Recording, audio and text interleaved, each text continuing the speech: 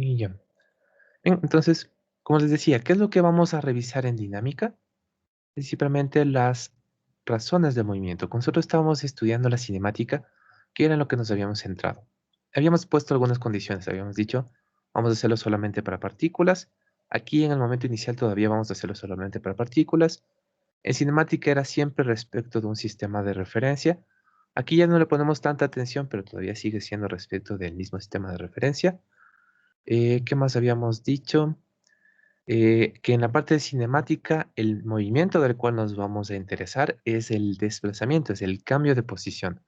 No nos interesa ninguno de los otros tipos de movimiento, porque las partículas no pueden hacer otro tipo de movimiento. Las partículas, que son puntos adimensionales, a lo mucho se pueden trasladar, no pueden hacer ningún otro tipo de movimiento. Y por eso era el que analizamos, la traslación de las partículas.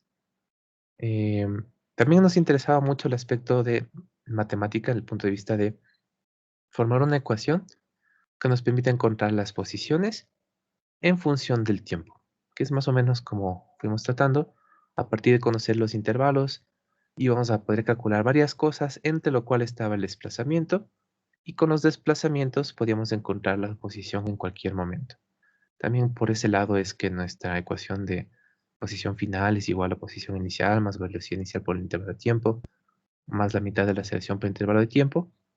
Esa sería como que nuestra ecuación más general para poder trabajar con posiciones como una función del intervalo. Bien, entonces ahí nos centramos mucho en la parte matemática de descripción del movimiento, pero una vez que ya conocíamos algo sobre ese movimiento, una vez que ya sabíamos cuánto era la aceleración o cuánto era la velocidad inicial, cuánto era la velocidad final o el desplazamiento, tres de las cinco variables que tenemos para movimientos con aceleraciones constantes. En cambio acá, en lo que nos vamos a centrar es en decir de dónde sale esa aceleración. ¿Por qué es que yo tengo una aceleración que me provee un cambio en velocidad, que me provee un cambio de posición? Entonces, de los escalones que habíamos manejado, vamos a encontrar alguna relación entre el escalón de más arriba, que era la aceleración, y ver cómo lograr relacionarlo con la parte dinámica. Entonces, en dinámica, ¿con qué es lo que lidiamos? Es generalmente con fuerzas. Entonces, ¿qué es la dinámica para nosotros? Básicamente son fuerzas.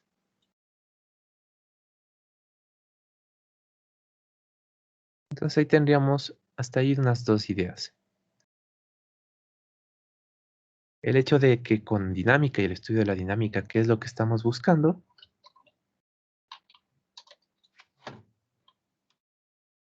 Con la dinámica, lo que buscamos es la razón del movimiento, cosas del movimiento.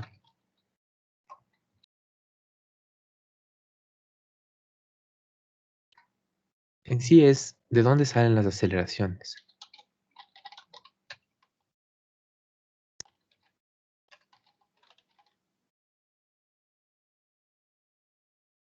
A breves rasgos, esto es lo que estamos buscando. Ahora, cuando estemos hablando de dinámica, ¿cuáles son nuestros bloques de construcción? ¿Cuál es nuestro material? ¿Con qué vamos a estar trabajando? ¿Qué vectores tenemos que considerar en la parte de la dinámica? Trabajamos con fuerzas.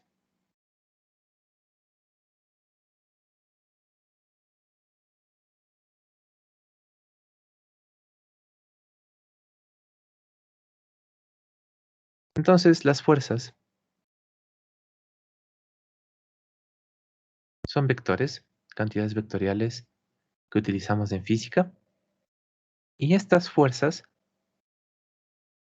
salen a partir de las interacciones.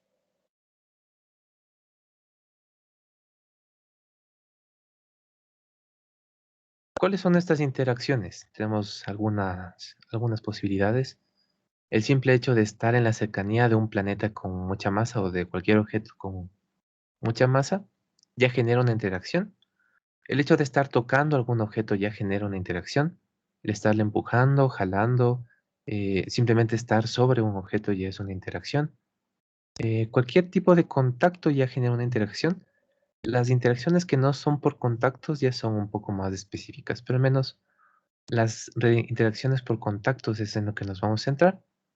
Y al menos una interacción a distancia es la que por el momento vamos a manejar. Pero menos, esta parte inicial, estas dos ideas tienen que quedar muy claro. En dinámica, ¿qué hacemos? Encontramos de dónde salen las aceleraciones.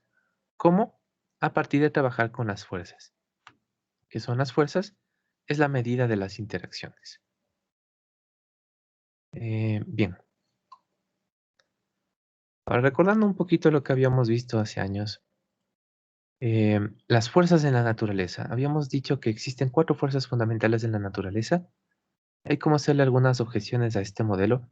Principalmente es útil porque nosotros, mediante esta división, podemos decir que existe un avance en la física que se ha dado respecto de estas formas. Entonces habíamos visto el inicio de la física formal con Galileo y con Newton y toda la parte de lo que es la gravedad, la definición de la gravedad y definición de los movimientos. Luego, en la siguiente época y la que nos dio como resultado la revolución industrial. Luego, como siguiente elemento tuvimos el electromagnetismo, igual una nueva era, la era de la electrónica y todos los cambios que eso propuso. El darse cuenta que la electricidad y el magnetismo son básicamente dos cosas iguales que están muy, muy, muy conectadas. Y después hablamos muy, muy rápido de lo que son las fuerzas atómicas y es un campo de estudio un poquito más específico. Pues la atómica débil, básicamente la interacción nuclear, y la atómica fuerte, las que mantienen unidos los núcleos de los átomos. Entonces, todo esto que vino ya después con el estudio de la física moderna, con Einstein, y también de la física cuántica. Entonces, así podríamos definir las fuerzas de la naturaleza. Ahora, ¿cómo las vamos a estudiar nosotros? Podría ser más bien con esta idea de acá. El gráfico no es mío, salió de este video de acá. Pero ¿cuál es la idea? Tenemos al menos unas tres tipos de fuerzas que podríamos tener en mente cuando estemos haciendo cualquier tipo de análisis.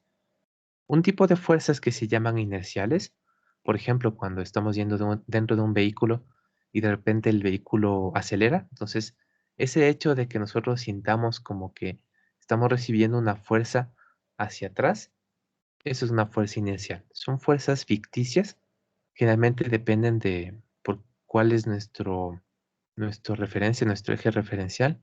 De eso dependen las fuerzas inerciales. No las vamos a tener mucha atención por el momento, eso lo utilizan más a menudo en primer semestre. Entonces ahí comienzan a ver algunas formas de trabajar con fuerzas ficticias. Otro tipo de fuerza que nosotros sí vamos a ver incluso un poco más detalladamente son las fuerzas a distancia. Por el momento nos vamos a centrar en la atracción gravitacional del planeta Tierra, que ya hemos estado de alguna forma utilizando tangencialmente, pero también la fuerza electrostática entre electrones o la fuerza magnética es otros ejemplos de fuerzas a distancias. Esto sí lo vamos a revisar.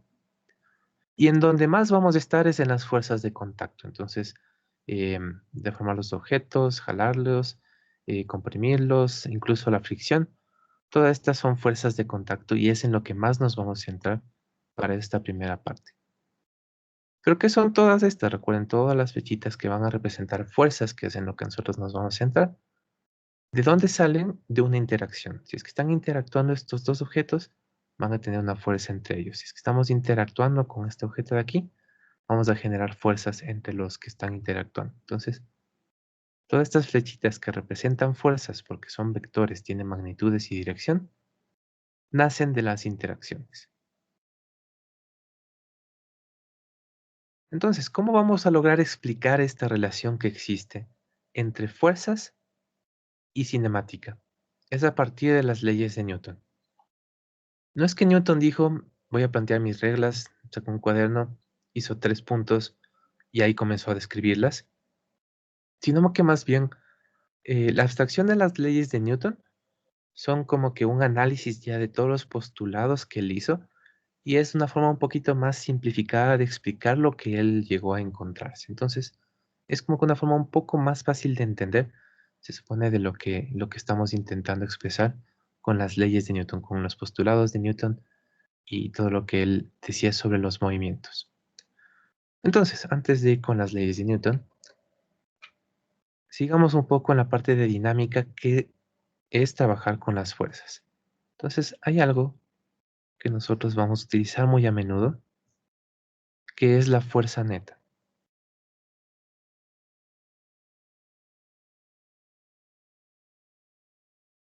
¿Qué es una fuerza neta? Y bueno, de hecho esta palabrita en general sí la podemos utilizar en algunos otros tipos de vectores. Es una fuerza total, es una fuerza resultante. Pues cuando hablamos de una fuerza neta, básicamente lo que estamos queriendo hacer es una sumatoria vectorial de todas las fuerzas que están interactuando con algún objeto. Entonces, siempre que hablamos de fuerza neta, no es lo mismo que hablar de fuerza a secas. Una fuerza simplemente es el resultado de una interacción. En cambio, la fuerza neta que actúa sobre algún objeto en particular es la sumatoria de todas esas interacciones que hemos estado haciendo sobre ese objeto que vectorialmente nos darían algún resultado. Entonces, normalmente se dice que la fuerza neta es igual a la sumatoria de todas las fuerzas que interactúan sobre un objeto. Pero no cualquier fuerza. Aquí normalmente se pone, aunque es innecesario, pero se suele poner explícitamente las fuerzas externas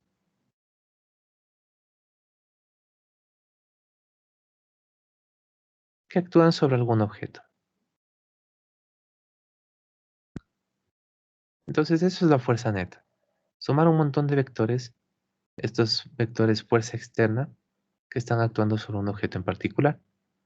Ahora, ¿por qué es necesario esta parte de las fuerzas externas? ¿O por qué normalmente se le pone aquí para adornar nuestra sumatoria? ¿A qué nos referimos con las fuerzas externas?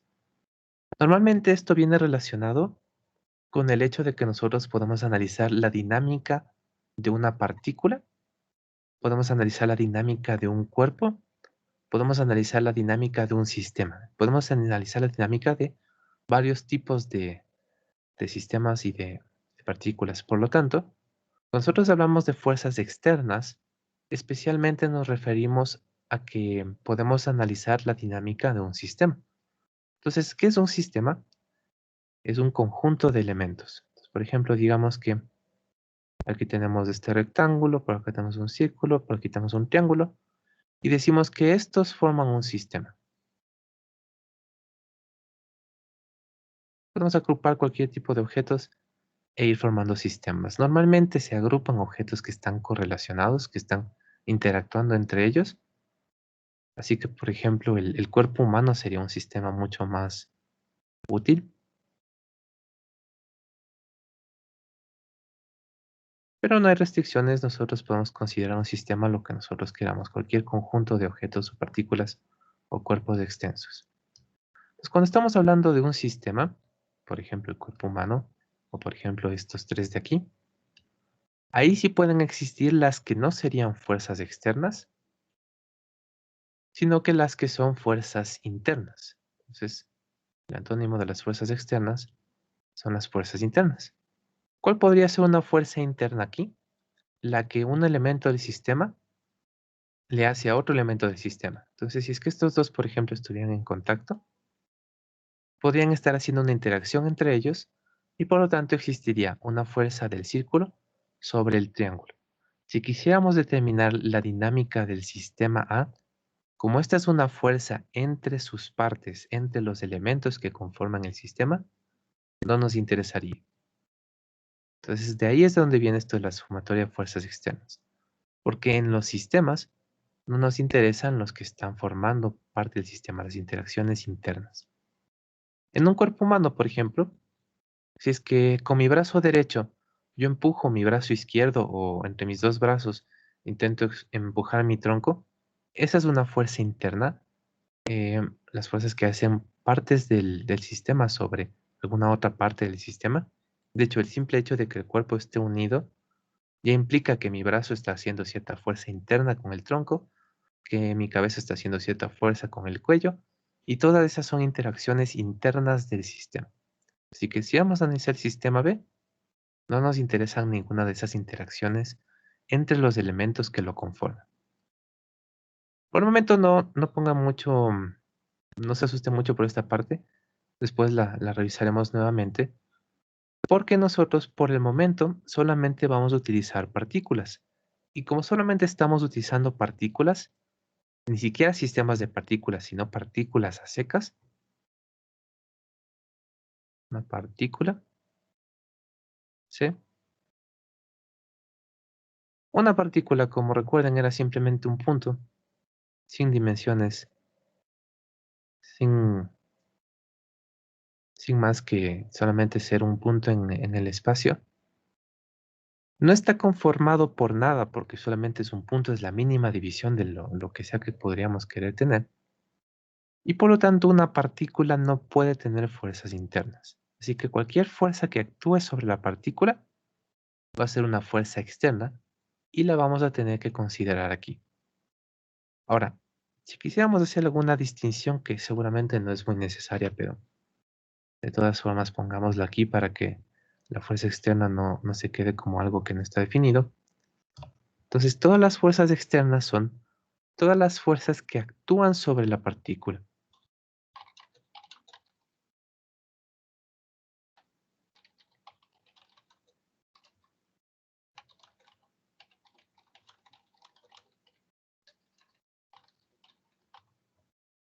Todas las interacciones que nosotros podemos medir sobre nuestra partícula son las que tendríamos que tener en mente cuando estamos encontrando esta fuerza neta, la sumatoria de las fuerzas externas.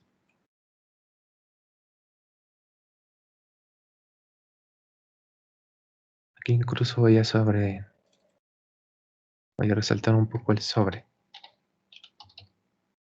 Solamente nos interesan las interacciones sobre la partícula, sobre el objeto que estamos analizando. No nos interesan las fuerzas o interacciones que se hacen de la partícula sobre su entorno. Entonces, si es que la partícula está empujando una caja, no me interesa la fuerza que hace la partícula sobre la caja. Si la partícula está parada encima de un escritorio, no me interesa la fuerza que la partícula hace sobre el escritorio. Si la partícula lanza un avión de papel, por ejemplo, no me interesa la fuerza que la partícula le hace al avión de papel. No me interesan las fuerzas que hace la partícula, sino que solamente las fuerzas que se hacen sobre la partícula. Bien, pongamos eso por aquí.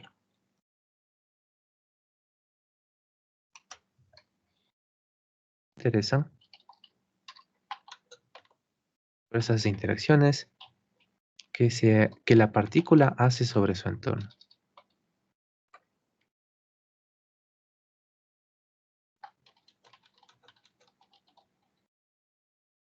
Estas no nos interesan, solo las que se hacen sobre la partícula.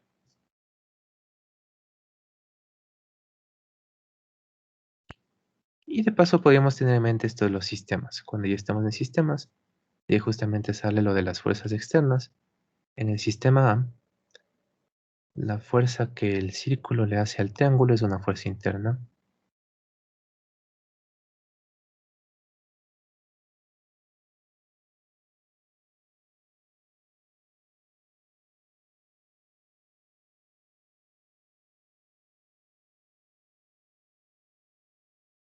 En este otro sistema de acá, la fuerza que existe entre el tronco y el brazo, peor aún si es que el brazo empuja alguna otra parte del mismo cuerpo, sería una fuerza interna.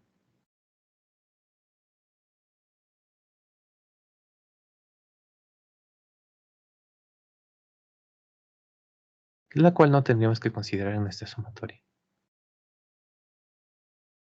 de este sistema. Si quisiéramos hacer el sistema, la dinámica solamente del brazo, entonces ahí sí nos interesa todas las otras fuerzas que están haciéndose sobre el brazo.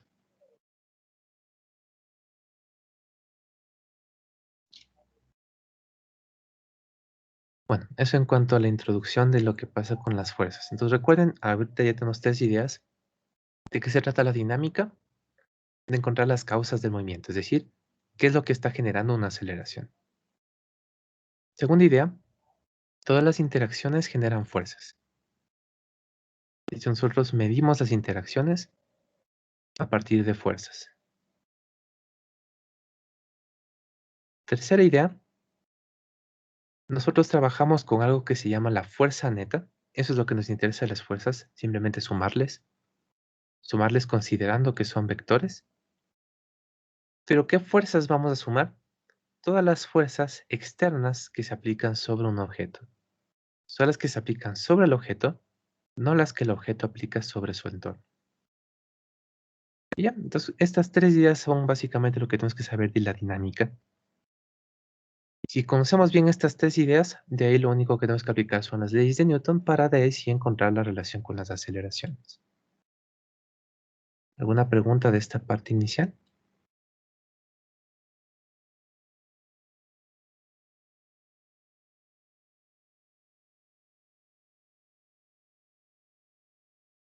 Bien, entonces veamos las leyes de Newton, las famosas leyes de Newton.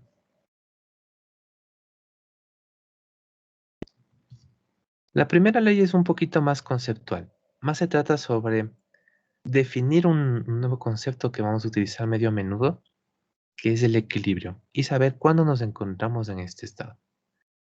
No lo utilizamos mucho en la resolución, más que para sacar datos. Entonces, la segunda ley es así, es como que el pilar de todo. De las tres leyes, la segunda es la que más nos sirve para poder hacer resoluciones, aunque siempre tenemos que tener en mente la primera y tercera ley, sobre todo para de vez en cuando sacar algo de información. Entonces, ¿qué es lo que nos dice la primera ley de Newton? Hay algunas formas de escribirlo. Por ejemplo, tendríamos esta interpretación de aquí, que todo cuerpo o partícula, más aún que nosotros estamos trabajando solo con partículas, se mantiene en equilibrio a menos que alguien actúe sobre él, alguien o algo actúe sobre él. Todo cuerpo o partícula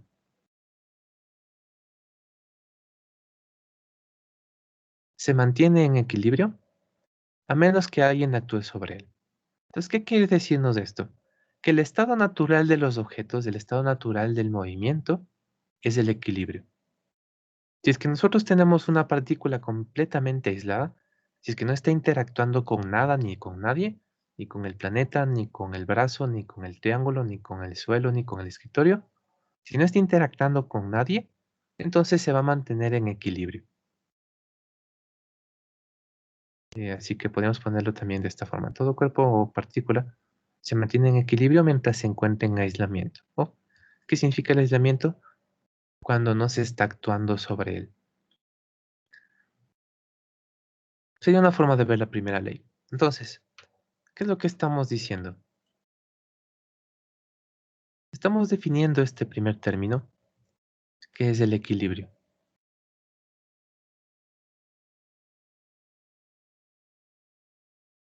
¿Y qué es lo que nosotros decimos que es el equilibrio?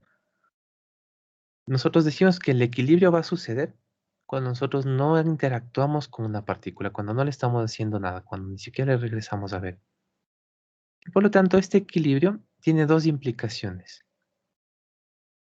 Tiene la implicación cinemática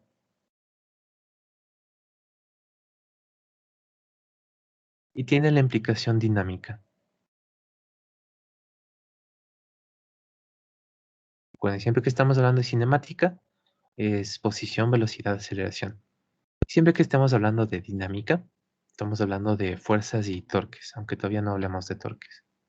Entonces, ¿cuál es la implicación del equilibrio para el punto de vista cinemático? ¿Qué es lo que significa para nuestras cantidades cinemáticas que una partícula se encuentre en equilibrio? Significa que tiene una velocidad constante.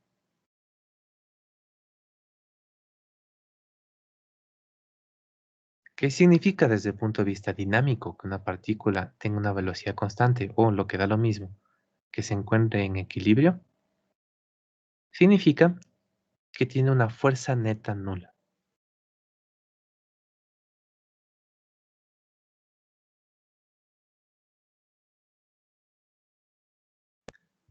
Y ya, aquí tenemos una primera relación entre la parte dinámica con la parte cinemática. Que es la parte dinámica en sí, encontrar la sumatoria de todas estas interacciones sobre algún objeto determinado. Y en este caso decimos, cuando la sumatoria de todas esas fuerzas, la fuerza neta, es igual a un vector nulo, nos da 0, 0, 0. ¿Qué significa? Desde el punto de vista de la definición de la primera ley de Newton, a eso le podemos llamar el equilibrio. Desde el punto de vista cinemático,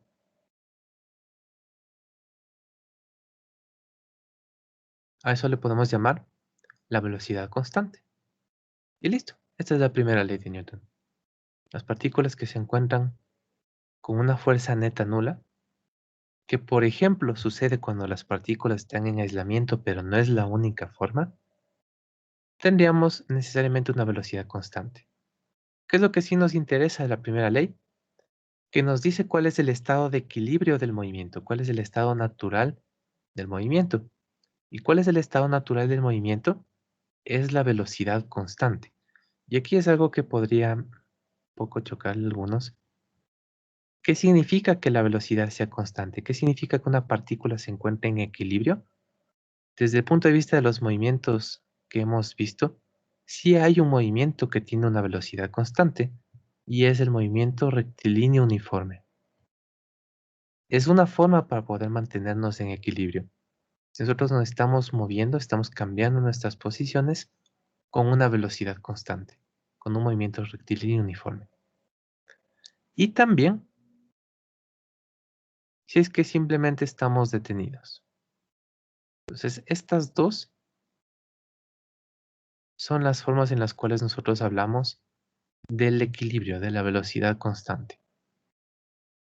Lo cual podría sonar un poco extraño, porque si es que yo les digo que el estado natural del movimiento, que el tipo de movimiento al cual todas las partículas tienden a ir, es estar detenidos, seguramente me van a creer. Dicen, bueno, eso tiene sentido. Si yo tengo ahorita un lápiz en mi mano y lo lanzo, entonces después de un rato veré que el lápiz se queda quieto. Parecería ser cierto que todos los objetos tienden a estar quietos. Si es que nadie más está interactuando con ellos, ahorita no estoy topando el lápiz, entonces el lápiz en algún momento se quedará quieto y permanecerá de esa forma. Entonces, esta parte de aquí normalmente sí se logra asimilar rápidamente. El estado, una de las partes del equilibrio del movimiento es cuando los objetos están detenidos, cuando están con una velocidad nula y constante. Pero no es la única forma en la cual los objetos estarían en equilibrio, sino que también si por ejemplo yo estoy en el espacio y lanzo mi lápiz, ¿qué es lo que debería pasar con este lápiz?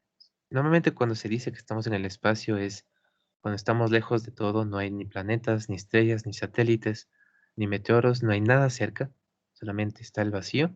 Entonces, si es que yo lanzo mi lápiz aquí en este espacio que está completamente lejos de toda interacción, lo que va a pasar con el lápiz es que va a tener exactamente la misma velocidad con la que yo le lancé y la va a mantener hasta que llegue a encontrarse con algo, hasta que llegue a tener algún tipo de interacción. Mientras no suceda eso, mientras siga viajando por el espacio sin tener ningún tipo de interacción, seguirá haciéndolo con un movimiento rectilíneo uniforme. Seguirá viajando con una velocidad completamente constante que no cambia ni en magnitud ni en dirección. ¿Por qué? Porque para que yo salga de este estado de velocidad constante, de mi movimiento rectilíneo uniforme, ¿qué necesitamos que suceda? Necesitamos que haya una interacción sobre el objeto, que necesitamos que haya una fuerza neta, una fuerza resultante, una interacción total sobre el objeto que estamos analizando. Y por lo tanto necesitamos que el objeto ya se encuentre en algún sistema interactuando con algún otro objeto. Mientras está completamente aislado, mantendrá su velocidad constante. Em, bueno, eso es básicamente la primera ley. Más el hecho de cuál es el estado de equilibrio y también decirnos cuándo sucede. Recuerden, el equilibrio es velocidad constante en cualquiera de las dos formas que le podamos encontrar. Ahora, esto de que el equilibrio sea trabajar con velocidades constantes, seguramente no es algo que se pueda asimilar muy rápidamente. Tal vez ahorita sí, pero al menos para los antiguos era una idea muy extraña. Porque, por ejemplo, si nosotros tenemos una caja y yo a la caja le comienzo a empujar, si es que lo hago lo suficientemente fuerte, en algún momento ya le voy a poder comenzar a mover la caja, voy a poder hacer que se deslice. Si es que yo dejo de empujar la caja o a ese rato se detiene o en un momentito más ya se detiene. Y por lo tanto, era lógico pensar que el estado de equilibrio de los objetos del movimiento era estar quietos. Si no estoy interactuando con la caja, si no la estoy empujando, entonces la caja no se sigue moviendo. El rato que yo dejo de interactuar con ella, parecería que la caja regresa a su estado de equilibrio, es decir, estar quieta. Pero hay un pequeño inconveniente en este análisis, y es que nosotros no somos los únicos que estamos interactuando con la caja, sino que la superficie en la que se encuentra también está interactuando. Y por lo tanto, si es que una vez que nosotros empujamos la caja, le añadimos una cierta velocidad y ese rato le soltamos, lo único que estamos haciendo es quitándole una de las interacciones, la interacción que yo estaba haciendo sobre la caja. Pero el suelo todavía está interactuando con la caja y esa interacción es la que le va a frenar. Esa interacción es la que le va a regresar al estado de velocidad nula. Si no tuviéramos una interacción con el suelo, la caja se podría seguir deslizando exactamente con la misma velocidad que yo le dejé antes de soltarle. Esto es un poco más visible con los objetos que nosotros lanzamos. Podríamos decir flechas, pero podría ser también cualquier otro objeto que nosotros simplemente lancemos. Porque, ¿qué es lo que sucede con un objeto que nosotros estamos lanzando? Aún en el nivel de movimientos que nosotros experimentamos a nuestra escala y en donde nosotros nos encontramos, es decir, en la superficie de la Tierra. Entonces, si lanzamos una flecha, ¿qué es lo que vamos a ver? Cuando estamos interactuando con la flecha, ¿durante todo el viaje que hace nosotros le vamos empujando a la flecha o solamente en el momento en que le lanzamos? Supone que es solo el momento en el que lanzamos. Por ejemplo, tensionamos el arco, soltamos la flecha, se genera una interacción entre la cuerda del arco y la flecha, y una vez que la cuerda regresa a su posición natural, ya no le estamos haciendo nada a la flecha. Pero a pesar de no estar empujando a la flecha, a pesar de no estar interactuando nosotros sobre la flecha ya tiene cierto movimiento y va a hacer cierto recorrido, cierta trayectoria. Incluso ya sabríamos cómo calcular ese movimiento en la cercanía de la superficie terrestre. Lo consideraríamos un lanzamiento de proyectil. Pero ¿cuál es el problema con el lanzamiento de proyectil? Aún mientras la flecha esté en el aire, no está completamente libre de interacción. Ya no lo estoy topando yo, no lo está topando el suelo. Podríamos despreciar la interacción con el aire, aunque sí existiría, pero podríamos decir que no es lo suficientemente considerable. Pero en cambio, la interacción que no podemos despreciar es la que se está dando con el planeta Tierra. Entonces, el planeta Tierra, a pesar de no estar en contacto con la flecha, está interactuando con ella. Le está aplicando una fuerza de atracción, que es la que genera la aceleración de la gravedad que ya habíamos utilizado.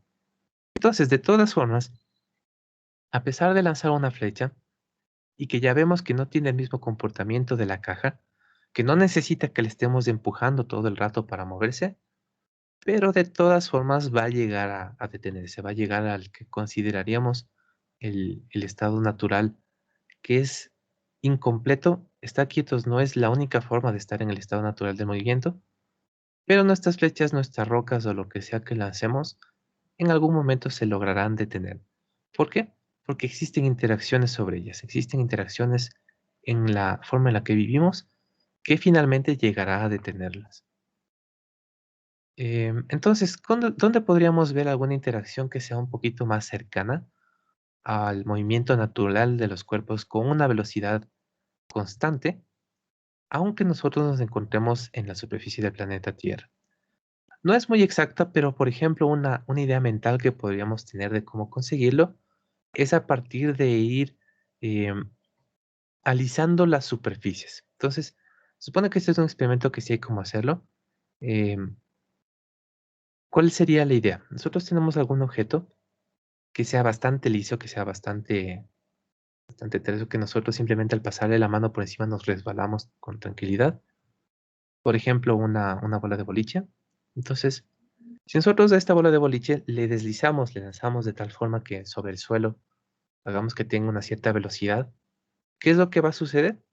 Esta bola se va a deslizar una cierta cantidad, una cierta distancia sobre el suelo y en algún momento finalmente sí se detendrá. Es decir, todavía existirá, a pesar de ser la bola bastante lisa, todavía existirá cierta interacción con el suelo que poco a poco le irá frenando. Bueno, entonces ya vimos que se frenó, pero ¿qué es lo que podríamos hacer? Es alisar la superficie en la cual nosotros estamos deslizando. Entonces, puede ser que le elijamos un poco, le podemos limpiar, le podemos lubricar y volvemos a hacer experimento. Entonces, volvemos a lanzar la bola de boliche sobre esta nueva superficie, sin que ruede, sino solamente deslizándose. ¿Y qué es lo que veríamos? Seguramente y dependiendo de qué tanta distancia hayamos enlisado y lubricado, habrá aumentado la cantidad de distancia que se va a mantener con una velocidad prácticamente constante, pero de todas formas llegará algún momento en el cual se comienza a frenar y se comienza a reducir su velocidad y paulatinamente se irá deteniendo. Pero nosotros podemos seguir haciendo esto, entonces podemos seguir lubricando, podemos seguir lijando, podemos seguir limpiando la superficie, podemos hacer una larga superficie para que la bola se desplace durante un buen tramo. Y eso ya se considera un experimento mental. Si nosotros fuéramos capaces de crear una superficie completamente lisa, completamente lubricada, entonces cualquier objeto que nosotros lanzáramos sobre esta superficie no tendría una interacción paralela al movimiento y por lo tanto se mantendría con una velocidad constante, se mantendría en equilibrio a medida que se desliza por esta superficie. Algo parecido, aunque durante muy poca distancia, es lo que ocurre justamente en el juego. Entonces, toda esta pista que nosotros tenemos aquí es muy, muy lisa, es algo que está completamente lijado, es algo que está muy limpio y que está lubricado. Por lo tanto, si nosotros lanzamos la bola de boliche con una velocidad lo suficientemente grande, esto debería suceder con cualquier velocidad, pero debido a la deformación de la pista, debemos tener una velocidad lo suficientemente grande y lo suficientemente recta como para que no termine en uno de los lados. Entonces nosotros deberíamos poder ver que la bola se desplaza con una velocidad prácticamente constante hasta que llega al otro lado. Entonces eso mientras más lento se le lanza, es más fácil verlo. Vemos cómo está yendo lentamente mientras se acerca hacia el otro lado. No es del todo de esta forma, no es tan visible, no es tan exacto porque, recordemos, no es completamente un movimiento sin interacciones, pero se acerca mucho. Entonces, de hecho, esto es una forma de ver que sí existe lo que nos dice Newton con su primera ley, el estado natural de los cuerpos, el estado natural de los movimientos es el equilibrio, que simplemente significa velocidad constante, el cual es difícil de ver en la superficie del planeta Tierra porque existe rozamiento con todo lo que nos rodea, pero bajo ciertas condiciones sí podríamos llegar al menos a tener la idea de que podría existir. Entonces, y aunque esto es un poco más referente a cuando estemos analizando este tipo de interacción de rozamiento, podríamos de una vez hablar sobre esta pequeña palabra de acá, que una superficie esté lisa. ¿Qué significa para nosotros que una superficie sea lisa? Que de vez en cuando en alguno que otro ejercicio sí lo vamos a encontrar. Significa que esta superficie lisa no va a oponerse al movimiento de una partícula u objeto que se esté deslizando sobre ella. Entonces, no se opone al deslizamiento. Y listo. Teniendo en mente que una superficie completamente lisa no la tendríamos, siempre debería existir al menos un poquito de interacción entre lo que sea que se esté deslizando sobre cualquier tipo de superficie. Pero en nuestros ejercicios que recuerden simplemente son ciertas abstracciones, si es que existe alguna superficie lisa, estamos diciendo que es completamente lisa, que no me genera ningún tipo de interacción al deslizamiento, ningún tipo de oposición al deslizamiento sobre esta superficie. ¿Qué superficies nosotros consideraríamos automáticamente como superficies lisas? Por ejemplo, el hielo. Entonces, ¿qué es lo que sucede en el hielo? Nuevamente es algo muy similar a lo que acabamos de imaginarnos con la bola de boliche. Si nosotros tenemos una superficie de hielo que esté limpia, que esté lustrada, que esté tal vez incluso, bueno, lubricada, ¿no? Pero nosotros ponemos a un patinador en esta superficie, ¿qué es lo que debería pasar? Si nosotros le empujamos a este patinador, nosotros deberíamos ver, al menos se supone que el patinador debería deslizarse sobre esta superficie, deslizarse sobre la superficie de hielo. Sin hacer nada, él debería llegar exactamente hacia el otro extremo con prácticamente la misma velocidad. Entonces debería hacer durante este trayecto un movimiento rectilíneo uniforme, sin cambiar de dirección, sin cambiar de rapidez, sin moverse porque eso puede afectar su movimiento. Debería llegar exactamente al otro lado con la misma velocidad con la que partió.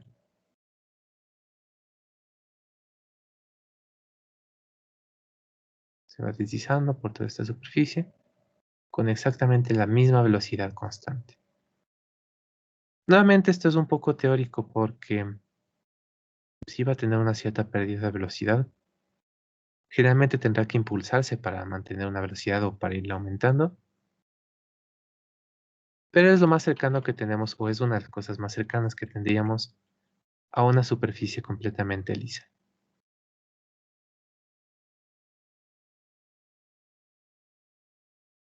que la superficie no se opone, no interactúa en contra de este deslizamiento. ¿En qué otro tipo de situaciones nosotros automáticamente consideraríamos un movimiento o un deslizamiento sobre algún tipo de superficie lisa? Generalmente es en el agua.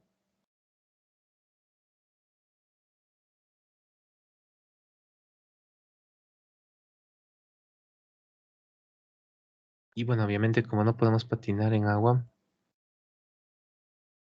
normalmente se refiere al movimiento de alguna balsa o algún bote sobre agua. Entonces, que en algún ejercicio les dice que tenemos nuestra lancha y que la lancha está sobre aguas tranquilas.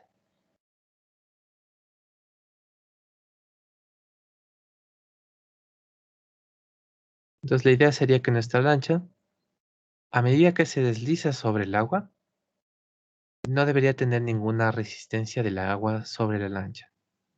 Nuevamente, esto es muy teórico porque aun si es que el nivel del agua es completamente horizontal, aun si es que no hay viento que nos deforme el agua ni ninguna otra situación parecida, sí va a existir una cierta oposición a que el agua le permita deslizarse a la lancha sobre aquí, pero de todas formas lo consideraríamos como un ejemplo de un movimiento sin oposición al deslizamiento.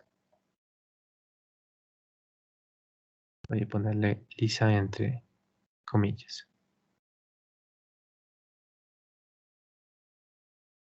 Bien, entonces esos serían dos tipos de movimientos que, a menos que que el ejercicio me especifique que tenemos una superficie lisa, deberíamos considerarlos de esa forma. Esto vemos más, un poquito más de detalle cuando estemos hablando de la fuerza de rozamiento. Bien, regresando entonces a la primera ley de Newton, decíamos, ¿qué es lo que definimos con la primera ley de Newton? El equilibrio. ¿De qué se trata el equilibrio? Velocidad constante. ¿Cuándo se da el equilibrio? Con cualquiera de estas dos condiciones. Desde el punto de vista cinemático, cuando la velocidad es constante, desde el punto de vista dinámico, cuando la fuerza neta es nula. ¿Y qué significa que nos encontramos en equilibrio? Que vamos a estar en un movimiento con velocidad constante, ya sea un MRU o ya sea estar completamente detenidos y permanecer quietos. ¿Alguna pregunta sobre la primera ley?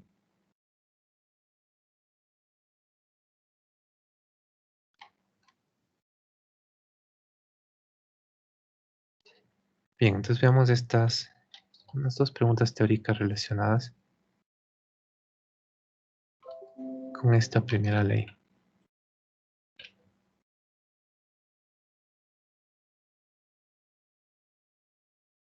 Entonces nos dice, por ejemplo, esta pregunta de aquí.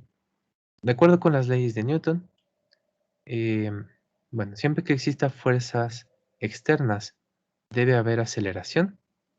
Te voy a cambiar un poquito para no hablar todavía de la aceleración. Siempre que existan fuerzas externas, eh,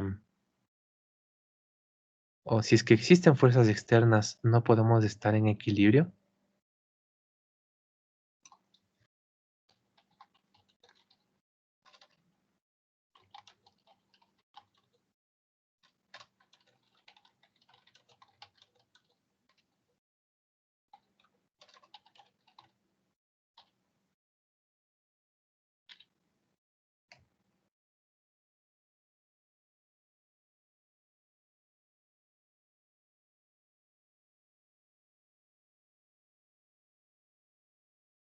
Este es el reemplazo de la primera opción.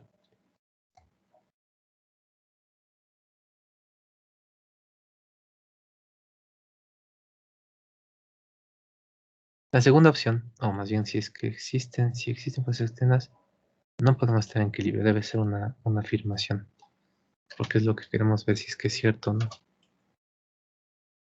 Segunda opción, para que una partícula esté en equilibrio, basta con que se mueva con rapidez constante. Entonces, si es que se mueve con rapidez constante, esa es una condición suficiente para nosotros poder asegurar que la partícula esté en equilibrio. Tercera opción, es posible que una partícula esté en movimiento sin que exista una fuerza neta. Entonces puede ser que una partícula esté cambiando de posición a pesar de que su fuerza neta es nula. Y por último, es posible que una partícula empiece a moverse sin que exista una fuerza neta. Entonces, una partícula que está quieta, como el lápiz que hace un rato dejamos encima del escritorio, es posible que de repente comience a moverse sin que sobre el lápiz esté actuando una fuerza neta. Y bueno, esas son estas cuatro opciones. Entonces, ¿cuál sería la correcta? Vamos analizándolas de una en una. Entonces, esta primera opción de aquí, y aquí normalmente se suelen poner un poco de confusión, por eso la puse entre las opciones. Si es que existen fuerzas externas, ¿qué podemos tener de relación entre las fuerzas externas a secas? Las fuerzas externas tienen algo que ver con el equilibrio.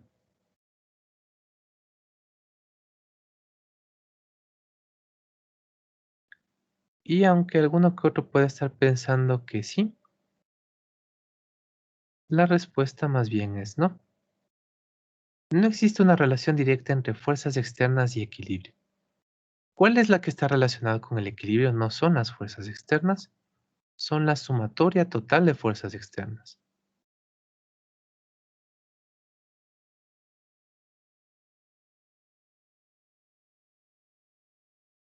que no son lo mismo. Si la sumatoria total de fuerzas externas sobre algún objeto es igual a un vector nulo, entonces ahí nosotros decimos la partícula, el objeto o el sistema está en equilibrio. Pero si es que nosotros decimos existe una fuerza externa sobre un objeto, no podemos saber si es que está en equilibrio o no. Tal vez si nos dijeran que la única fuerza externa que existe sobre un objeto, y eso ya sería nuevamente hablar sobre la sumatoria de fuerzas. Pero simplemente saber que existe alguna fuerza externa o saber que existen dos fuerzas externas o saber que existe algo de las fuerzas externas por sí solas, no es suficiente información a menos que las conozcamos y las hayamos sumado a todas. Entonces, ¿puede existir el equilibrio con la existencia de fuerzas externas? Sí, porque lo que necesitamos para el equilibrio es que se anulen. Por lo tanto, si sobre la partícula P1 tuviéramos fuerzas de este estilo, una fuerza externa 1 de esta forma, sobre la partícula P1, y otra fuerza externa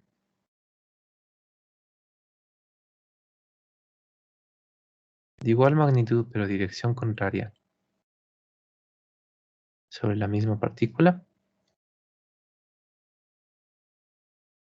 ¿cómo determinaríamos la fuerza neta sobre P1? Vamos a sumar todas las fuerzas externas que están actuando sobre P1. En este caso, ¿cómo sería esa suma? F1 más F2. ¿Cuál es el resultado de esta suma? Si a continuación del F1 yo le pongo el F2, regresamos al punto inicial y por lo tanto la sumatoria entre estos dos nos da un vector nulo.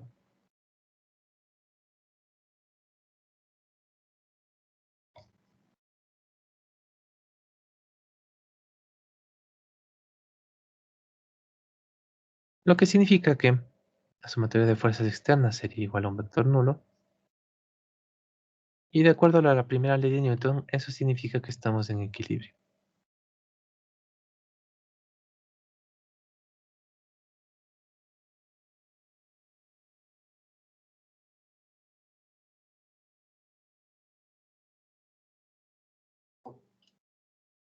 Entonces, ¿pueden existir fuerzas externas sobre un objeto que esté en equilibrio? Sí, siempre y cuando entre ellas se anulen.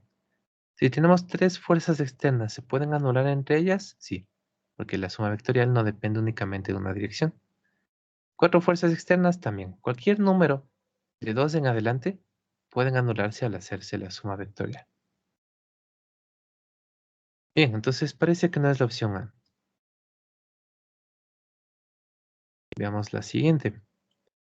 Para que una partícula esté en equilibrio, recuerden, cuando estamos en equilibrio, de dos formas, con fuerza neta igual a un vector nulo o con velocidad constante. Aquí las dos equivalen a equilibrio.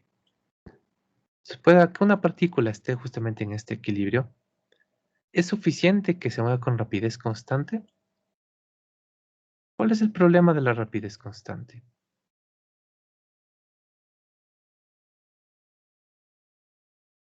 Es una condición necesaria, pero no suficiente para estar en equilibrio. Si nosotros nos encontramos con velocidad constante, que no es lo mismo, ahí sí estuviéramos en equilibrio.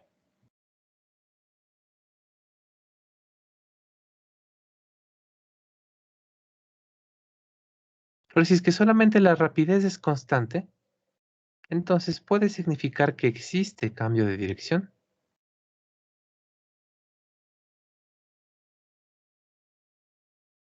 Y si es que estamos cambiando de dirección, ya no nos encontramos en equilibrio. Tiene que ser una velocidad completamente constante, tanto en magnitud como en dirección. Si es que solamente la rapidez constante, no podríamos saber si es que está o no en equilibrio. Si nos dicen que la rapidez es constante y la dirección de la velocidad es constante, ahí sí, eso es velocidad constante y por lo tanto estaríamos en equilibrio. Pero si solamente la rapidez es constante o si solamente la dirección de la velocidad son constantes por separado, ya no estaríamos en equilibrio. Veamos,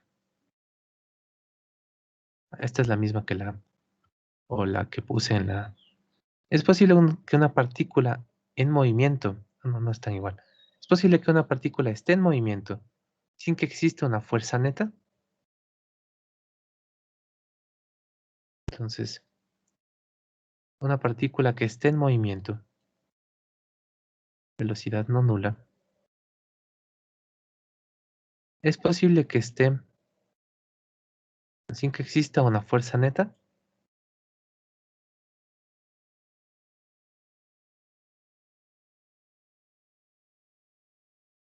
La existencia o no de fuerzas es básicamente, si es que no existe, es lo mismo que decir que es igual a un vector nulo. Entonces, decimos, es posible que se cumplan estas dos condiciones simultáneamente.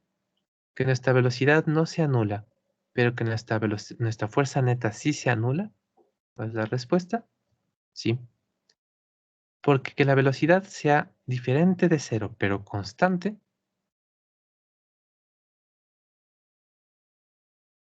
es justamente un movimiento rectilíneo uniforme, que por lo tanto implica el equilibrio. ¿Y qué significaba una fuerza neta nula? También significaba que estamos de equilibrio. ¿Es posible estar en equilibrio con una velocidad no nula? Sí, siempre y cuando sea constante.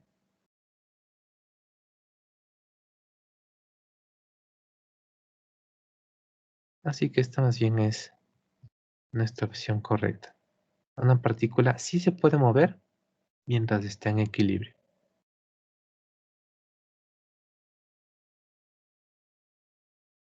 Y por último, que ya que encontramos la respuesta correcta, esta debería ser falsa. Es posible que una partícula empiece a moverse,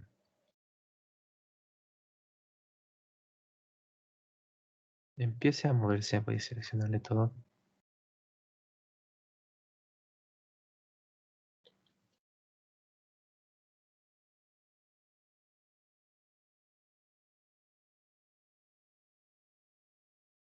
sin que exista una fuerza neta.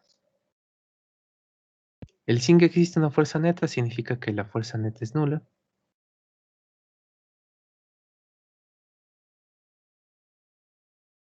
Si la fuerza neta se anula, significa que estamos en equilibrio. Que estemos en equilibrio significa que la velocidad es constante.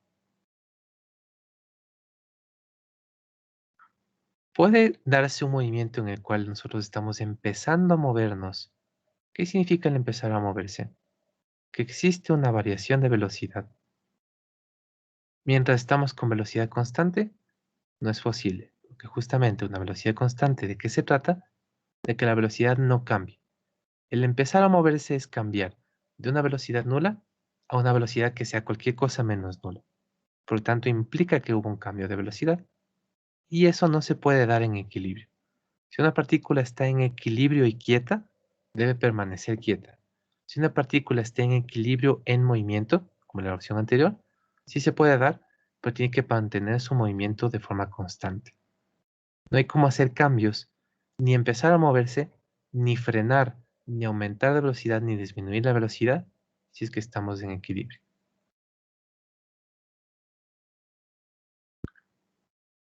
¿Alguna pregunta?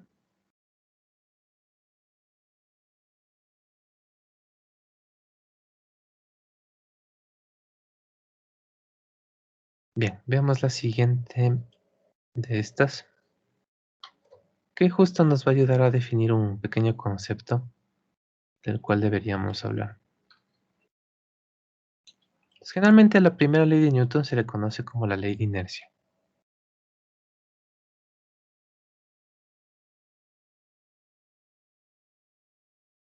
Y seguramente se han de haber oído la expresión o alguna expresión similar de que alguna cosa se está moviendo por inercia, de que alguna situación avanza por inercia. ¿A qué se refiere esto de la inercia?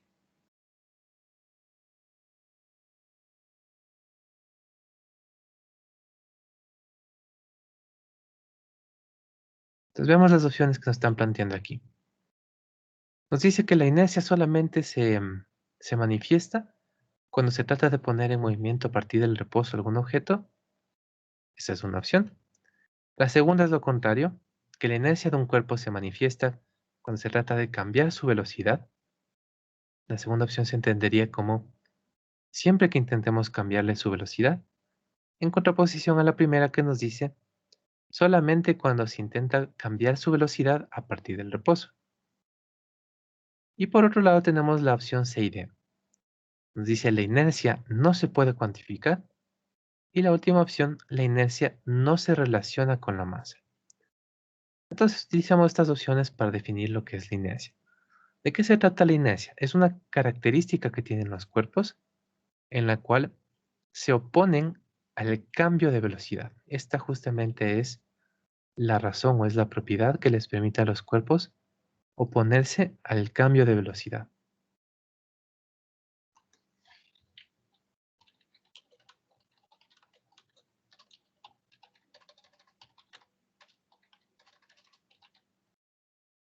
Mientras mayor es la inercia de un cuerpo, más se opone a cambiar de velocidad. Si es que un cuerpo tiene poca inercia, entonces no tendremos que hacer mucho esfuerzo para cambiar su velocidad. Por lo tanto, aunque nosotros apliquemos una misma fuerza neta a distintos objetos, qué tanto cambiemos su velocidad va a depender de cada objeto, va a depender de la inercia de cada objeto. Entonces, entre estas dos primeras, es una propiedad que siempre está presente en los objetos, es algo que siempre marca una oposición al cambio de velocidad. No importa si es que el objeto está detenido o si es que el objeto está acercándose ya a la velocidad de la luz. Siempre que el objeto vaya a hacer un cambio de velocidad, eso se logra únicamente a partir de vencer la inercia, de irse en contra de la inercia. Mientras mayor es su inercia, más difícil va a ser generar ese cambio. Entonces, no sería la primera. No se manifiesta en situaciones específicas. No se manifiesta únicamente a partir del reposo, sino que siempre puede estar en reposo, puede estar con velocidad constante de 10i, de 50j, de cualquier otro valor, y aún así se manifestaría, estaría oponiéndose a cambiar de velocidad. Entonces, más bien, la B sería nuestra respuesta. La inercia de un cuerpo siempre se manifiesta siempre que intentemos cambiarle de su velocidad. Ahora, entre estas dos de aquí, como ya encontramos la respuesta, ya sabríamos que son falsas. Pero ¿qué es lo que nos dicen? La inercia no se puede cuantificar. Esto es falso. Nosotros, de hecho, como generalmente resolvemos todo lo que podamos de la forma más matemática posible, entonces para poder identificar qué tanta resistencia se opone para un cierto cambio de velocidad, necesitamos poder cuantificarla, necesitamos poder medir qué tanta inercia tienen los cuerpos. ¿Cómo la vamos a medir? Justamente con lo que nos dice la última opción. No se relaciona con su masa. Más bien, sí se relaciona con su masa y de hecho justo lo que utilizamos para poder medir la inercia es directamente la masa. Entonces, no solamente que se ha descubierto que, o se ha podido medir más bien, que mientras más masa tiene un objeto, mayor es su oposición al cambio de movimiento. Es una función de la masa, o más bien es directamente proporcional a la masa.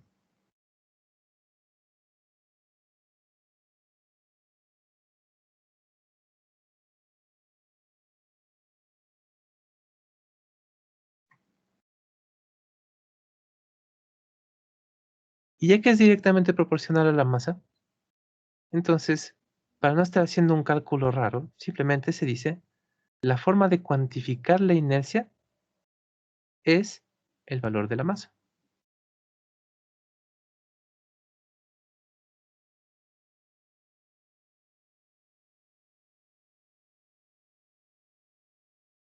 Teniendo aquí un poco de cuidado que esto solamente es al valor de la masa. No son las mismas cosas. La inercia y la masa son dos propiedades distintas. La inercia es la oposición al cambio de velocidad. La masa es que tanta materia tiene un objeto.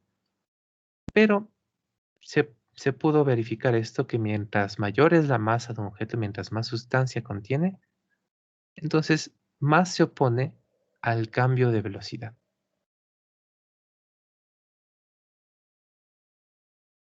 No son las mismas cosas, pero dentro de la forma en la cual vamos a utilizar este cálculo matemático, se utiliza justamente el valor de la masa para realizar nuestros cálculos. Bien, entonces, esto es algo que tenemos que tener en mente. Justamente la primera ley de Newton se le llama la ley de la inercia, porque nos dice qué es lo que pasa mientras únicamente nos encontramos bajo los efectos de la inercia. La inercia se opone al cambio de velocidad y por lo tanto, mientras no estemos interactuando directamente con una partícula, nos mantendremos sin cambiar de velocidad. Nos mantendremos con una velocidad constante. Y la inercia nosotros sí la cuantificamos porque vamos a tener que hacer cálculos con esta inercia y le ponemos el mismo valor que la velocidad. ¿Qué digo? El mismo valor que la masa. En el sistema internacional las unidades de la inercia serían kilogramos. Entonces, directamente el mismo valor de la masa pero en kilogramos. Listo. Entonces, eso es lo que podríamos mencionar sobre la primera ley de Newton. ¿Qué es lo que tenemos que tener en mente? Al menos, ¿cuál es el estado natural del movimiento de los cuerpos, al que denominamos equilibrio?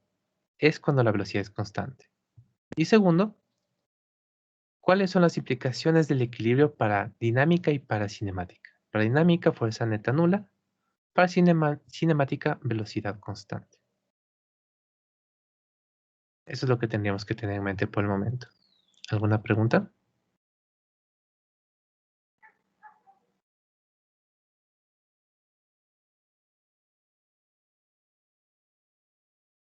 Veamos qué es lo que pasa en cambio con la segunda ley.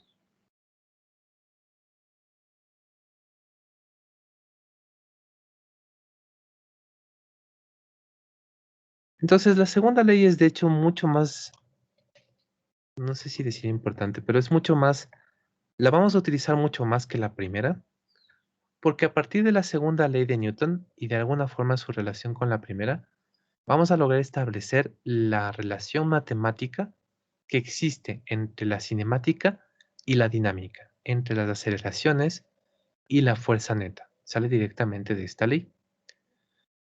Y de hecho, ya que se aplica la relación entre la segunda ley y la primera ley, aunque estamos un poquito más centrados en la segunda, la primera ley está matemáticamente incluida en esta relación. Entonces, Bueno, ya vamos a verlo. Entonces, ¿qué es lo que podríamos decir de la segunda ley de Newton? Principalmente esta parte de aquí abajo, pero aún así repasemos el primer párrafo. Nos dice, toda interacción genera una fuerza sobre el cuerpo involucrado. Entonces, si es que yo estoy interactuando con cualquier objeto, esa interacción es la que me genera una fuerza. Y recuerden de que se trata la parte dinámica de esto, del análisis de esas fuerzas, generalmente al menos de sumarles.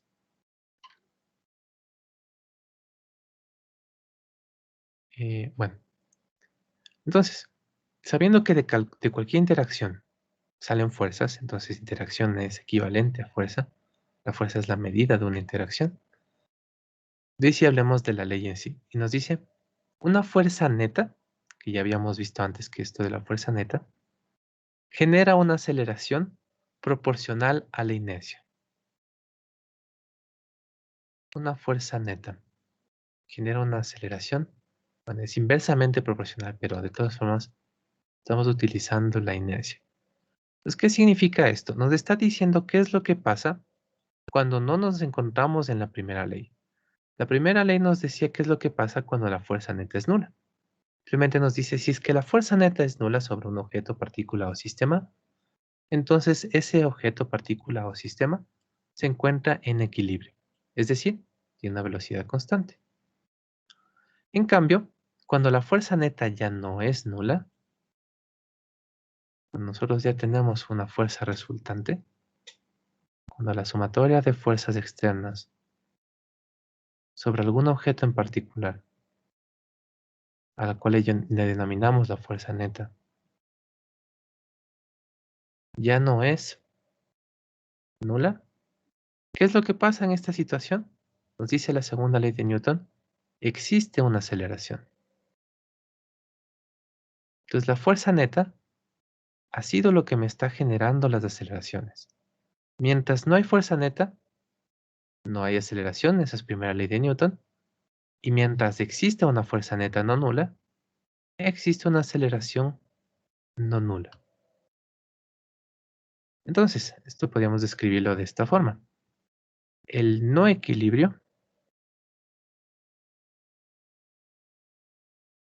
cuando nosotros ya no nos encontramos en equilibrio, ¿qué es lo que pasa desde el punto de vista cinemático y desde el punto de vista dinámico? Desde el punto de vista cinemático,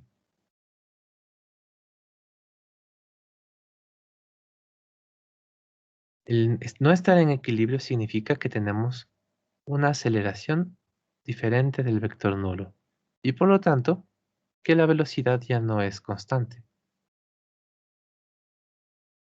Justo la situación contraria a lo que habíamos visto en la primera ley. Desde el punto de vista dinámico, ¿qué significa el no estar en equilibrio? Significa que la fuerza neta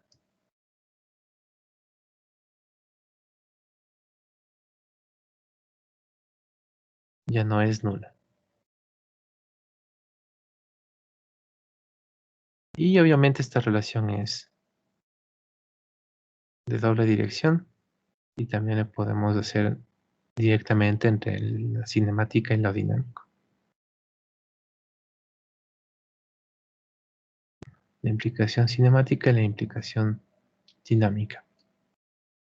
Bien, entonces, entre estas dos leyes, entre lo que habíamos dicho hace un rato de qué era lo que pasaba cuando estamos en equilibrio, decíamos básicamente, la aceleración es nula, al igual que la fuerza neta es nula. Y ahora, cuando ya no estamos en equilibrio, si es que la fuerza neta no es nula, entonces la aceleración tampoco es nula. Por lo tanto, debería existir alguna relación que nos permita directamente a nosotros relacionar entre la fuerza neta y la aceleración. ¿Cuál es esta relación? La famosa fuerza neta es igual a masa por aceleración, la cual normalmente se dice masa por aceleración, pero nada más es por no decir la inercia lineal por aceleración lineal.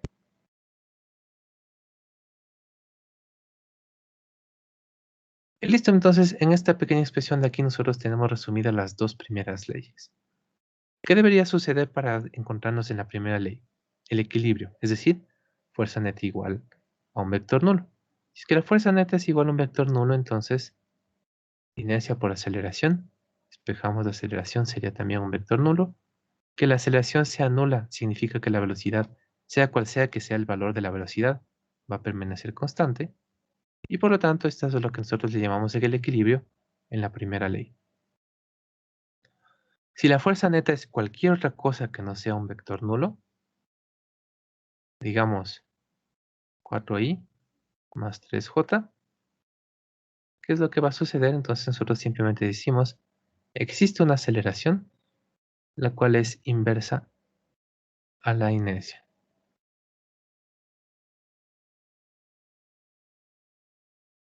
Y eso es la segunda ley, que existe una aceleración a partir de una fuerza neta, la cual va a ser inversa a la inercia de este sistema.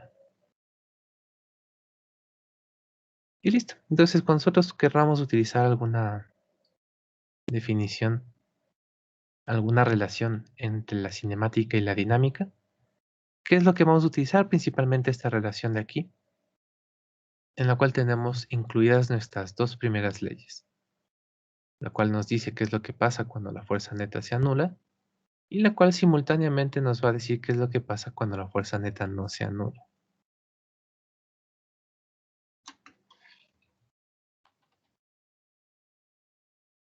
Y listo. Entonces, cuando nosotros estamos haciendo cualquier resolución, recuerden, desde el punto de vista conceptual sí tenemos que tener alguna idea de qué era la primera ley, qué significa el equilibrio, cuál es la relación entre cinemática y dinámica durante la primera ley, cuál es la segunda ley, qué significa el salir del equilibrio, quién es el que me está dando la aceleración, que básicamente es la fuerza neta. Pero si tenemos claros estos conceptos, entonces, ¿cómo normalmente vamos a aplicar la primera y segunda ley de Newton? Es a partir de esta definición de aquí. Fuerza neta igual a la inercia lineal multiplicada por la aceleración lineal. ¿Alguna pregunta? Por ejemplo, esto de aquí. Por ejemplo, esto de acá.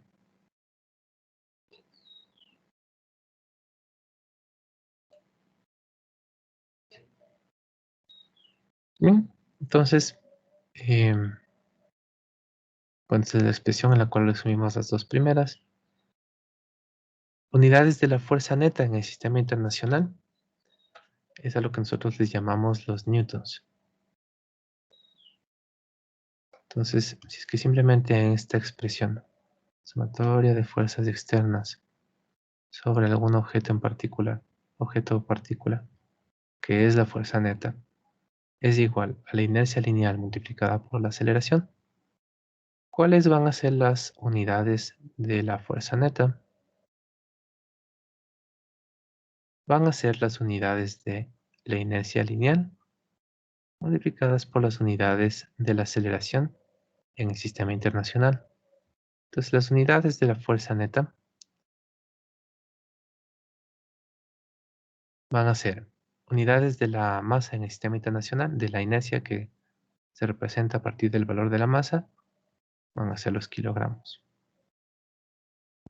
Unidades de la aceleración en el sistema internacional, metros sobre segundos al cuadrado.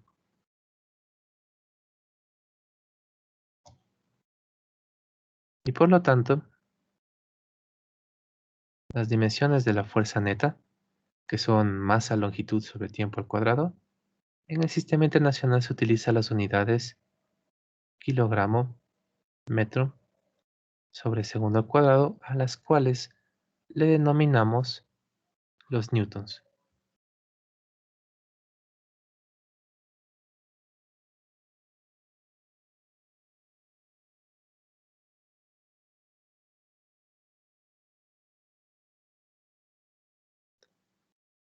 Y de hecho, ya que la fuerza neta es una suma de fuerzas,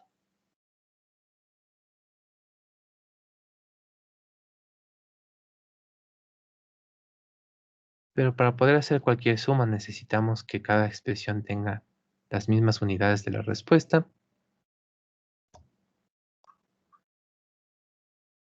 Entonces, las unidades de cada fuerza, así como de la fuerza neta, son los newtons. Lo que son los newtons simplemente es una forma abreviada de expresar kilogramos metros sobre segundos al cuadrado. Si es que estamos trabajando en algún otro sistema, seguramente cambiarán nuestras unidades. Pero en el sistema internacional vamos a utilizar los newtons.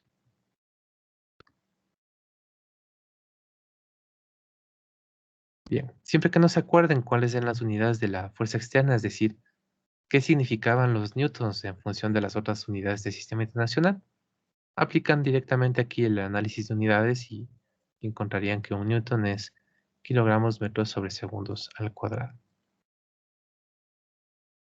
Bien, entonces vamos con un par de preguntas antes de revisar la tercera ley.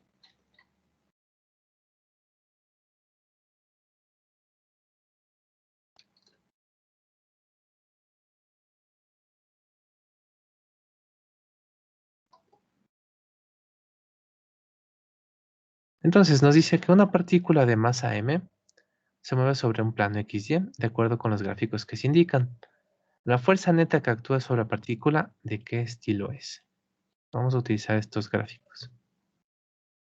Como es en el plano XY, para utilizar las funciones del tiempo necesitaríamos al menos dos gráficas, al menos una de las tres gráficas en X y al menos otra de las tres gráficas que existen, una de ellas en el eje Y.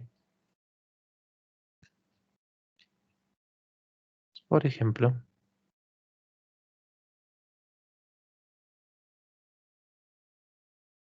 vamos a utilizar estas de aquí.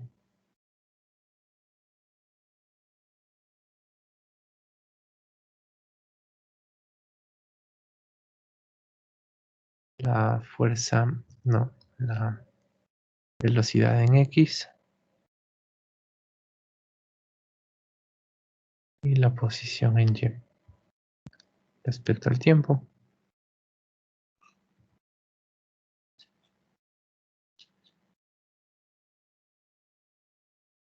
entonces vamos a decir que la velocidad en X es una recta inclinada dependiente constante y que la posición en Y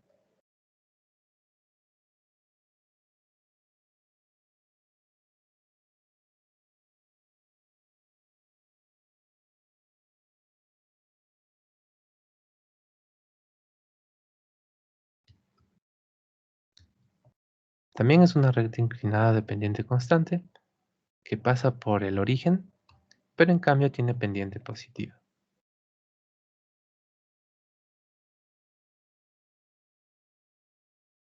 Bien, entonces en función de estas dos gráficas, recuerden que esta es velocidad y esta es posición, queremos ver cuál de estas opciones sería la que estamos buscando. ¿Qué debería estar pasando con la fuerza neta? ¿Debería ser nula? ¿Debería ser constante y no nula? ¿Debería ser variable en magnitud? ¿O debería ser variable solamente en dirección? Entonces, piensen en un rato, piensen en un rato y voy a ir poniendo las opciones en el chat para que voten por la cual creen que es correcta.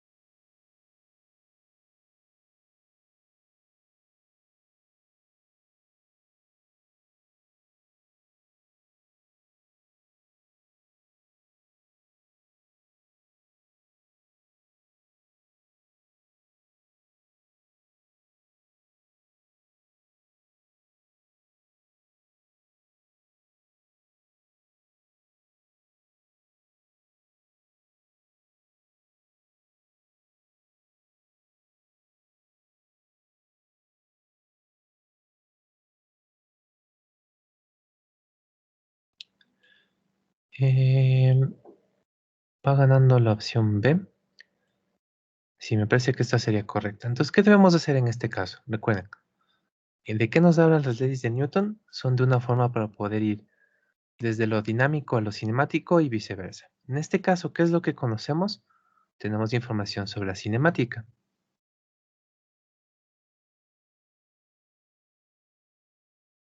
Y con las leyes de Newton, ¿cuál es la relación que podemos utilizar para transformar la cinemática en dinámica? Porque la pregunta es sobre la dinámica.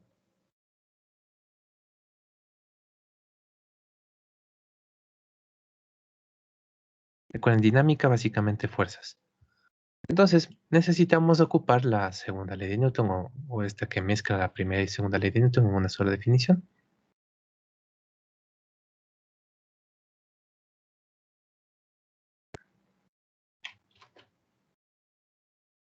Es decir, para el punto de vista cinemático, necesitamos determinar necesariamente qué es lo que está pasando con la aceleración, porque la aceleración es la que podemos transformar luego en una fuerza neta. Entonces, teniendo en mente de que tenemos dos ejes, necesitamos transformar esto a una aceleración en X, a este de acá en una aceleración en Y. Entre las dos, encontrar una sola aceleración a partir de la suma vectorial entre las dos. Y de ahí podríamos ver qué es lo que debería estar pasando con la fuerza neta. Haciendo rápidamente la transformación diríamos, o incluso sin hacer el gráfico, si la velocidad tiene una pendiente negativa constante, ¿qué significa? Justamente que la pendiente lo que representa es la aceleración. En este caso veríamos que la aceleración es constante y negativa.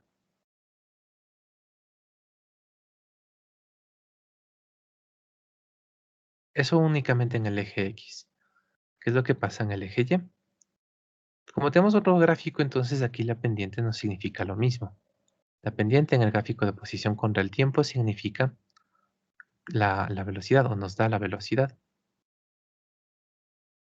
Y en este caso la velocidad es la que es constante y en este caso positiva.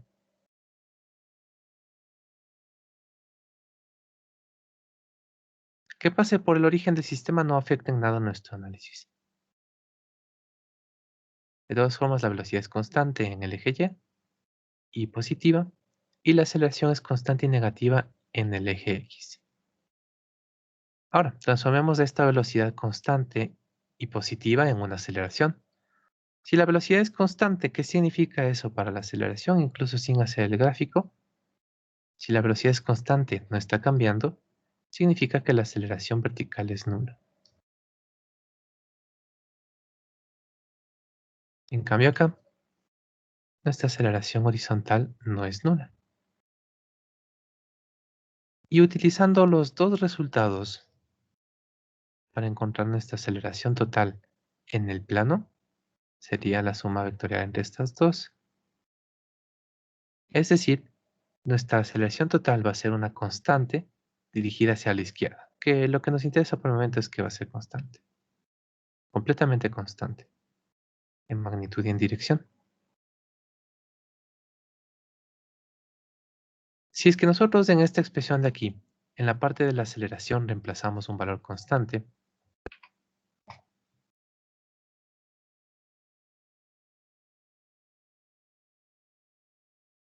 la inercia de una partícula en una partícula específica de masa m no va a cambiar, va a seguir siendo m, es decir, otra constante, multiplicada por lo de arriba que es una constante negativa fija hacia la izquierda, constante por constante, el resultado de nuestra fuerza neta va a ser constante. Incluso sabríamos que está dirigido hacia la izquierda. Y listo. Entonces, a partir de una aceleración constante, lo que obtenemos es una fuerza neta constante y no nula.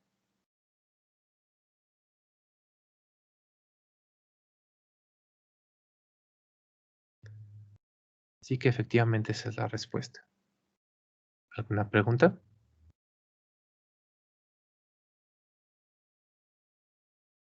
Hagamos un pequeño cálculo introductorio.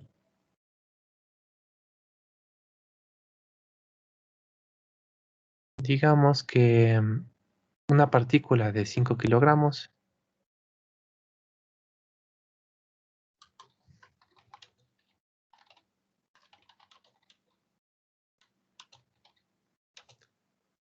se moviliza eh, con una aceleración constante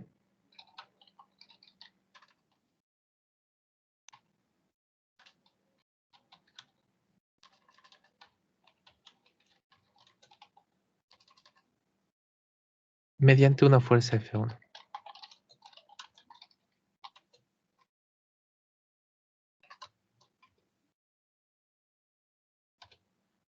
O más bien, una partícula de 5 kilogramos con aceleración constante bajo el efecto de una fuerza F1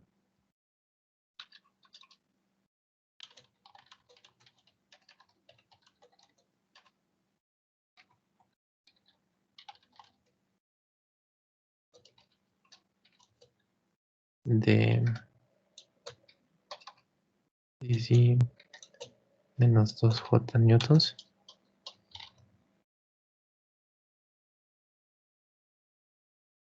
Se desplazó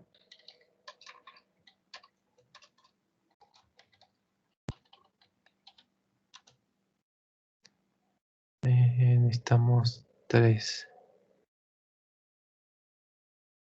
Desplazó un desplazamiento, velocidad inicial y velocidad final. Se desplazó 50 J newtons, que digo 50 J metros, partiendo del reposo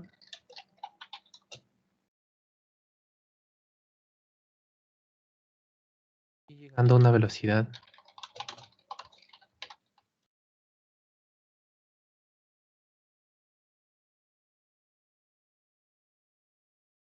de una velocidad final de F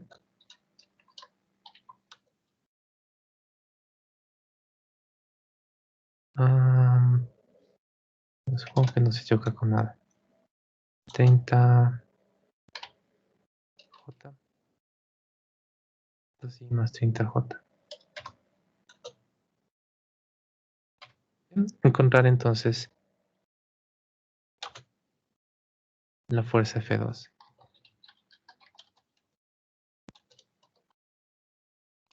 Entonces, ¿cuál es la idea? Tenemos una partícula que al menos por el momento nos darían a entender que está bajo el efecto de solamente dos fuerzas externas. Conocemos la fuerza externa F1.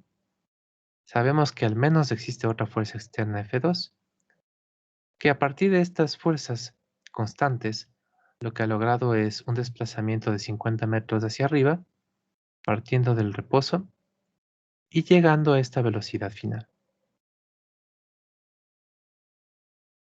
Eh, bueno, veamos si es que da. Entonces, ¿qué es lo que tenemos que hacer? Y aquí simplemente recordar, vamos a estar relacionando lo que es la parte cinemática con la dinámica. En este caso, ¿por dónde vamos a comenzar a resolver? Tenemos más datos de la parte cinemática. Y luego, con la información de la cinemática, utilizaríamos la segunda ley de Newton para encontrar qué es lo que está pasando con la fuerza neta, dinámica. Y con la fuerza neta, resolveríamos lo que está pasando en definitiva con la dinámica. Entonces, ¿qué es lo que pasa aquí? Tenemos un intervalo con fuerzas constantes. La partícula aceleración bajo la fuerza constante F1. Encontrar la fuerza constante F2, pongamos para que esté un poco más claro.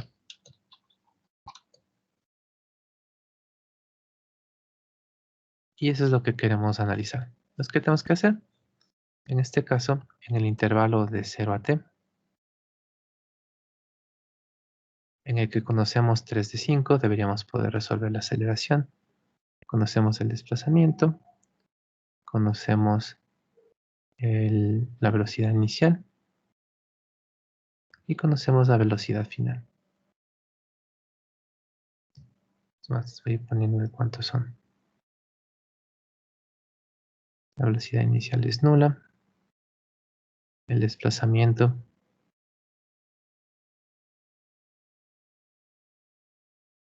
fue de 50J. La velocidad final fue de 2i más 30J. Entonces aquí que aplicamos, tenemos desplazamiento y no tenemos aceleración entre los datos, por lo tanto, podemos partir de la definición de la velocidad media. Desplazamiento sobre intervalo de tiempo es igual a la velocidad promedio, ya que tenemos una aceleración constante. Velocidad al inicio más la velocidad al final sobre 2. Si es que no tuviéramos una aceleración constante no podríamos resolver, entonces de algún lado del problema sí nos deberían, al menos tangencialmente, dar a entender esto. Y de aquí reemplazamos 50J, vector nulo, y no me va a dar. Cambiamos de este solamente a 30J.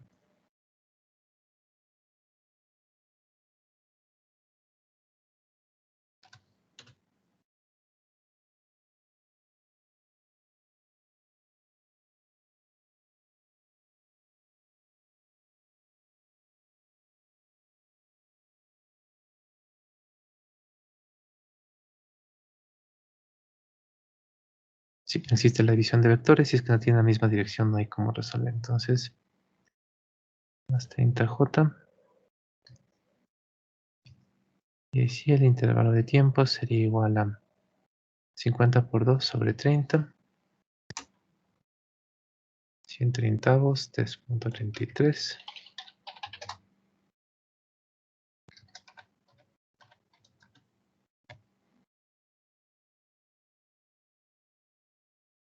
Entonces, bueno, incluso podemos dejarle como entero, pero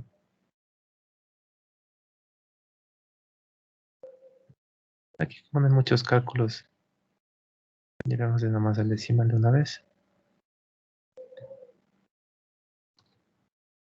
333. Ya, de ahí lo que podemos sacar es la aceleración con la definición de aceleración. Velocidad final menos velocidad inicial sobre el intervalo de tiempo. La aceleración, que es lo que estamos buscando, sería igual a lo que quedó como solamente 30J. Velocidad inicial es nula. El intervalo de tiempo es 333. Entonces 30J dividido por 333 y sería igual a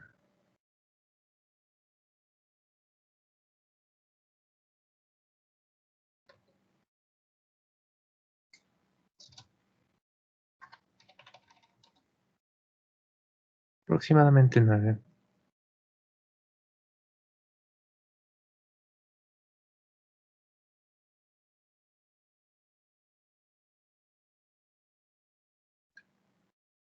Entonces, con una aceleración constante de más 9J, en 3.33 segundos nosotros conseguiríamos llegar a una velocidad final de 30J y haríamos un desplazamiento total de 50J. 15 por 333. Sí. Entonces, esa es la parte cinemática. De ahí nos paramos a la parte dinámica.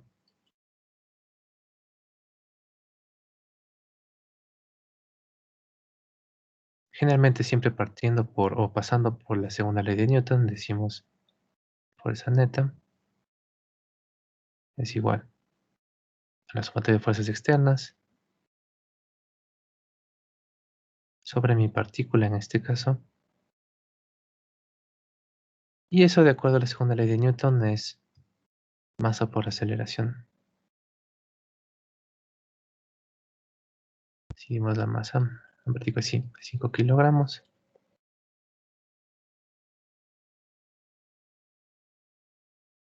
La aceleración también acabamos de encontrarla, es de 9J.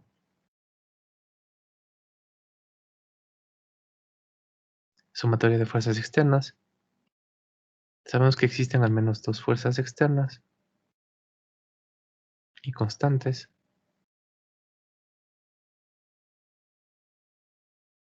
Y que incluso conocemos cuánto es una de ellas. 10i menos 2J.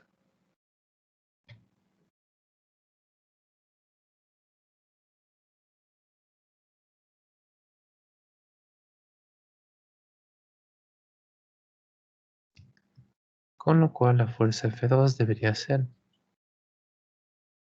de menos 10i más 47J.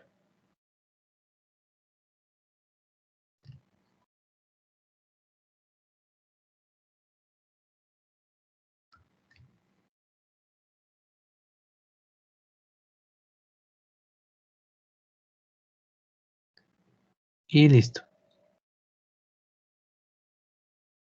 Voy a mejorarle un poco la redacción en el sentido de que una partícula de 5 kilogramos, con aceleración es constante bajo el efecto de dos fuerzas constantes F1 y F2.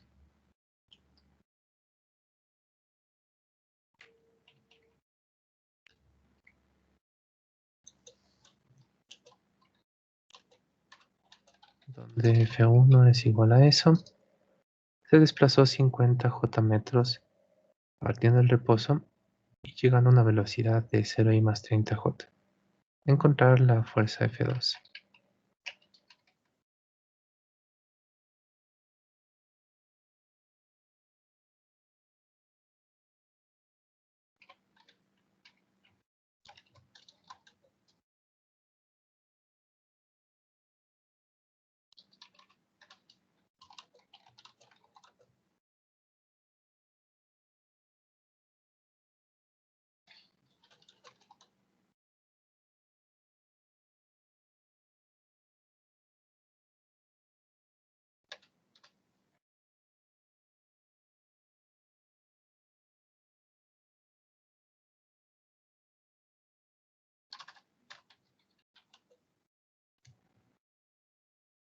Tal vez ahí esté un poquito más claro que solamente tenemos dos fuerzas constantes. ¿Alguna pregunta?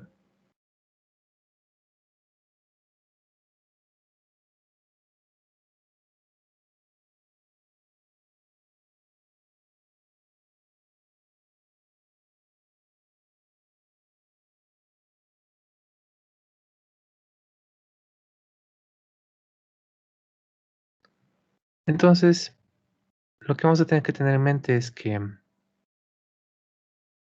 en todos, pero muy a menudo tendremos que seguir utilizando lo que sabemos de cinemática, es decir, la resolución de ejercicios que están bajo el efecto de una aceleración constante.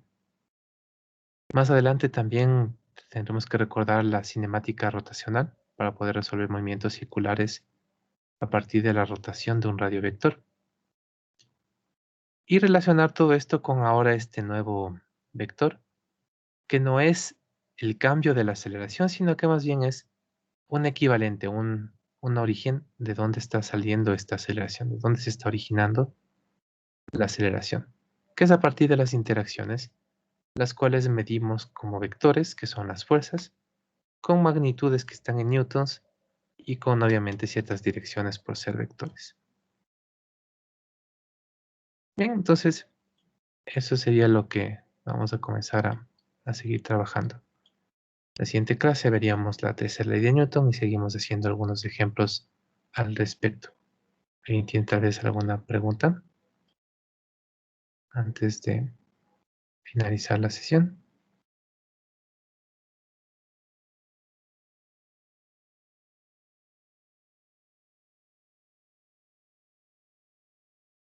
Bien, entonces lo que tenemos que recordar serían al menos, veamos si cuento bien, unas tres cosas. ¿Qué es el equilibrio?